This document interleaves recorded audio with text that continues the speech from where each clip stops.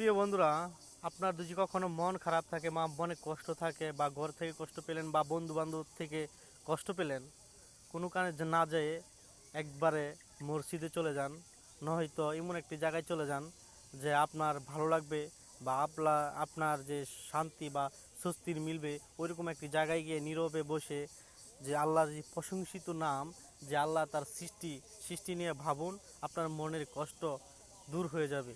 আমি মনে করি এটা আপনার জন্য ভালো। আর একা একা কষ্ট পায়া ওইরকম করবেন, এটা তার বেশি কষ্ট পাবেন।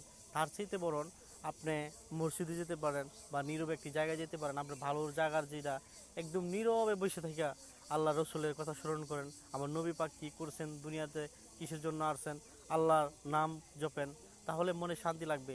আর যদি ভালো না লাগে, বেশি খারাপ লাগে, সেজদায় পড়ে যান, সেজদায় পড়ে আল্লাহ তাআলার নাম জপুন, তাহলে মনে শান্তি পাবেন।